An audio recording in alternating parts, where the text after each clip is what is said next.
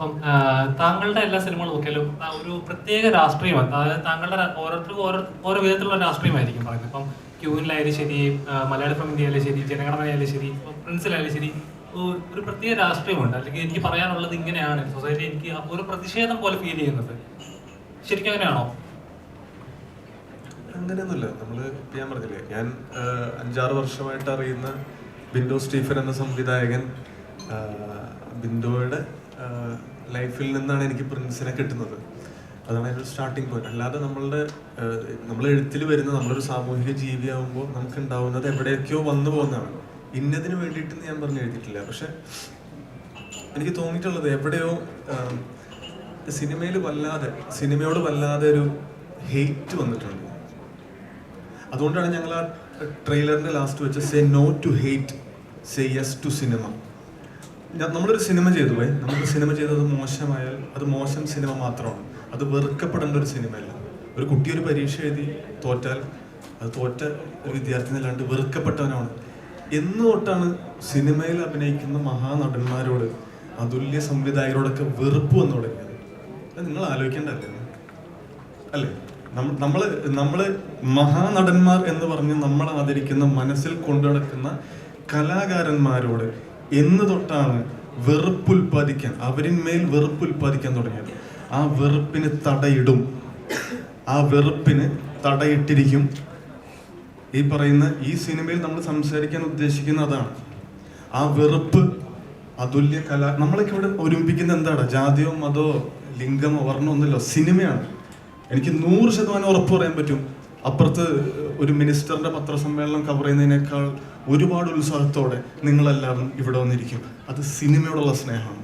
നമ്മളൊക്കെ ഒരു വർഷം ലിസണേട്ടൻ്റെ ഓഫീസിൽ ഞാൻ കരഞ്ഞിട്ടുണ്ട്. ലിസണേട്ടൻ്റെ ഓഫീസിൽ ഞാൻ കരഞ്ഞിട്ടുണ്ട് ഈ സിനിമയുടെ കാര്യങ്ങളിൽ.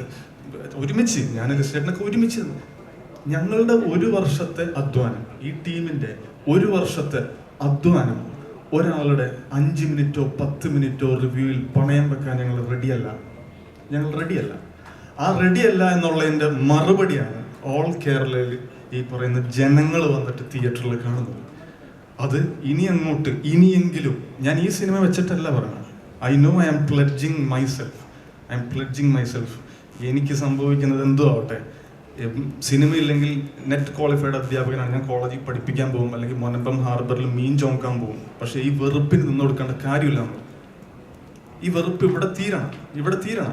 എനിക്ക് ലാൽ സാർ എന്ന മഹാനടനെ വെച്ച് ലിജോ ജോസ് പല്ലിശ്ശേരി സാർ ഒരു പടം ചെയ്തിട്ട് ഞാൻ ആ സിനിമ മലയക്കൊട്ട വാല്യം കണ്ടു വരുമ്പോൾ ഞാൻ കാണുന്നത് ലിജോ സാർ നടത്തുന്ന പ്രസ് മീറ്റാണ്. ഇതിൽ അദ്ദേഹം പറയുകയാണ്, എന്തിനാണ് ഇത്രയധികം ഹെയ്റ്റ് ഒരു സിനിമയോട്? ചിന്തിക്കേണ്ട വാക്കുകളിൽ എന്തിനാണ് ഒരു സിനിമയോട് ഇത്രയധികം ഹെയ്റ്റ്? ഇഷ്ടമായില്ലെങ്കിൽ ഇഷ്ടമായില്ല, അത് പറയാലോ. റെസ്പെക്റ്റ് വിട്ടിട്ട് ഒന്നിനും ഈ ഫ്രട്ടേണിറ്റി, നമ്മളൊക്കെ ഒരു ഫ്രട്ടേണിറ്റിയാണ്. ആ ഫ്രട്ടേണിറ്റി നിന്ന് കൊടുക്കേണ്ട കാര്യമില്ല. മലയാള സിനിമയിൽ വി ഓൺ ദ റെസ്പെക്ട്. നമ്മളെല്ലാവരും we are humbled by the success. ആ സക്സസ് ഈ ഹെയ്റ്റിനെതിരെയാണ്. അതുകൊണ്ട് ഒന്നുകൂടെ പറയുന്നു, say no to hate, say yes to cinema. Say no to hate, say yes to cinema. ഈ സിനിമയിലെ റിലീസിന്റെ തലേദിവസം എല്ലാ റിവ്യൂവേഴ്സിനെയും എല്ലാവരെയും പേഴ്സണലി വിളിച്ചിട്ട് ഈ സിനിമ കാണണം എന്ന് പറഞ്ഞ ആളാണ് ഞാൻ. കാരണം ഞങ്ങളുടെ ബേബിയാണ്. ഇവിടെ ഇരിക്കുന്ന പലരെയും ഞാൻ വിളിച്ചിട്ടുണ്ട്, ഞങ്ങളുടെ ബേബിയാണ്. പക്ഷെ ഒരിക്കൽ പോലും നല്ലത് പറയണമെന്ന് ഞാൻ പറഞ്ഞിട്ടില്ല. പടച്ചവൻ സത്യം.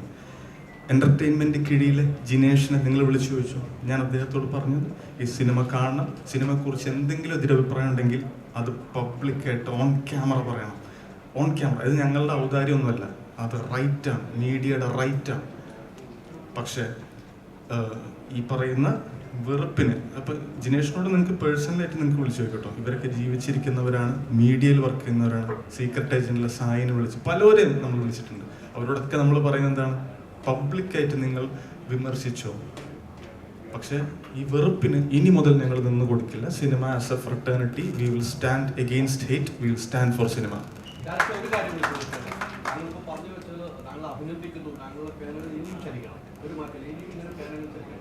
താങ്കളിലേക്ക് ചില ആളുകൾ താങ്കളെ കുറ്റപ്പെടുത്തി സിനിമയിലേക്ക് വരുന്നത്, താങ്കളിലേക്ക് വെറുപ്പെടുത്തും. എന്താണ് ഈ സമൂഹം ഇങ്ങനെ ചെയ്യുന്നത്? ഇപ്പൊ പറഞ്ഞ കറക്റ്റാണ്. പക്ഷെ താങ്കൾ ഇനി എഴുതിക്കൊണ്ട് തന്നെ ഇരിക്കണം. താങ്കളുടെ കഥകൾ അത്രയും കാമുള്ള കഥകളാണ് സിനിമകളെല്ലാം. ജനങ്ങളെ മനസ്സിന്റെ ആഴത്തിൽ തട്ടുന്ന കഥകളാണ്. താങ്കളിപ്പോൾ പറഞ്ഞ ലിസ്റ്റിന്റെ ഓഫീസിൽ ഒറ്റയ്ക്ക് തന്നിട്ടുണ്ട്. ഞാൻ കണ്ടിട്ടുണ്ട് താങ്കളുടെ കണ്ണുനീർ. ആ കണ്ണുനീരിന്റെ ഫലമാണ് ഈ സിനിമ ഇത്രയും വിജയമായെന്നുള്ള യാതൊരു സംശയമില്ല. ഇനി ഒരു കഥകൾ എഴുതുമ്പോഴും പല കാര്യങ്ങൾ ആലോചിക്കുന്നവർ സമൂഹത്തിൽ നടക്കുന്ന പല കാര്യങ്ങളും അങ്ങനെ ഒരു ലിസ്റ്റ് എഴുതുമ്പോൾ താങ്കൾ ഹൈദർക്ക് അത് നമ്മളുടെ ഒരു അടുത്ത സിനിമ എവിടെ നിന്നാ വരിക നമുക്കറിയില്ല. നമുക്ക് എവിടെ നിന്നാണ് അടുത്തൊരു ഇത് കിട്ടുക നമുക്കറിയില്ല. പക്ഷെ ഞാൻ ഈ പറയുന്നത് എൻ്റെ സിനിമ ഞാൻ ഇറലവൻ്റ് ആണ്. ഹൈദർക്ക് ഞാൻ ഇറലവൻ്റ് ആണ്. ഞാൻ പറഞ്ഞില്ലേ, നമ്മൾ 100 വർഷമായിട്ടുള്ള ഇൻഡസ്ട്രിയുടെ കാര്യം പറയുന്നത്. ആ ഇൻഡസ്ട്രിയിലെ ഞാൻ ആരാധിക്കുന്നവരോട് എനിക്ക് വെറുപ്പ് സഹിക്കില്ല. ഹൈദർക്ക് എനിക്ക് സഹിക്കില്ല ലാൽ സാറിനെ മോശമായിട്ട് പറയുമ്പോൾ, എനിക്ക് സഹിക്കില്ല മമ്മൂക്കനെ മോശമായിട്ട് പറയുമ്പോൾ, ദിലീപേട്ടനെ പറഞ്ഞാൽ എനിക്ക് ഒരിക്കലും സഹിക്കില്ല. ഞാൻ ദിലീപ് ഫാൻ. ഞാൻ പബ്ലിക്കായിട്ട് ഞാൻ പറയുന്നത്, ഞാൻ ഇവിടെ നമ്മൾ വേറെ ഇതിലേക്ക് പോകും. ഞാൻ ഈ പറയുന്നൊന്നും പ്ലീസ് ആസ് എ റൈറ്റർ നിങ്ങൾ എടുക്കരുത്. സിനിമയെ സ്നേഹിക്കുന്ന നിങ്ങളൊരാളായിട്ട് പറയണത് പ്ലീസ്. അതിനെ വേറൊരു കോണ്ടെക്സ്റ്റിലായി പോരുത്. നമുക്ക് അടുത്ത സിനിമ എവിടെ നിന്നാണ് വരിക എന്നറിയില്ല. എൻ്റെ അടുത്ത സിനിമ വിജയോ പരാജയം, ഐ എം ഇറലവൻറ്റ്. പക്ഷെ സിനിമയോട്, ആർട്ടിസ്റ്റിനോട്, സിനിമയോട് റെസ്പെക്റ്റ് വേണം. ഒരു മിനിറ്റ്, സോറി, ഞാൻ ഇടയിൽ ഇപ്പോൾ ഷാരിസ്ക പറഞ്ഞു വെച്ചുകൊണ്ട് ഞാനിപ്പം പറയാണ്.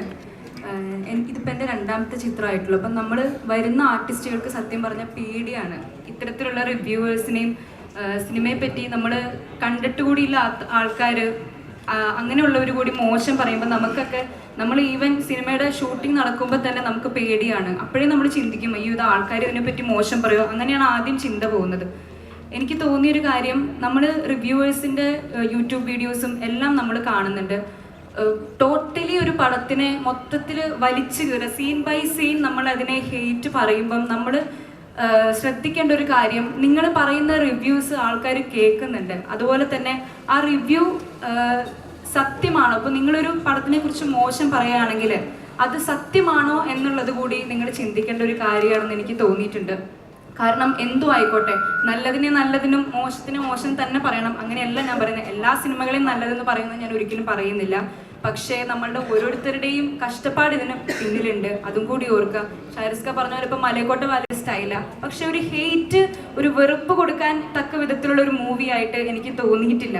അതുപോലെ തന്നെ നമ്മുടെ പടത്തിന് ഈ പറയുന്ന പോലെ ബാഡ് റിവ്യൂസ് വരുമ്പോൾ എനിക്ക് അറിയില്ല, ഈ വളരെ മോശമായിട്ട് തന്നെ പറയണം. കാരണം അത്രയും വെറുപ്പ് തന്നെ, ഷാരിസ്ക പറഞ്ഞ പോലെ വെറുപ്പാണ് ആ ഒരു റിവ്യൂ വീഡിയോസിലൂടെ നമ്മൾ കേൾക്കുന്നത്. അത്തരത്തിൽ മോശം പറയാനുള്ളതാണോ ഈ സിനിമ എന്ന് നമ്മൾ ചിന്തിക്കണം. കാരണം മറ്റൊരാളുടെ അഭിപ്രായം നമ്മൾ ഒരിക്കലും കടമെടുക്കരുത്. നമ്മുടെ തന്നെ സിനിമ പോയി കണ്ട് നമ്മളുടേതായ ഒരു അഭിപ്രായം ഉണ്ടാവണം. അഭിപ്രായം പറയുമ്പോഴും അതിൽ ഒരു തന്മയത്വം ഉണ്ടാവണം എന്നാണ് എനിക്ക് തോന്നിയിട്ടുള്ളത്. Thank you.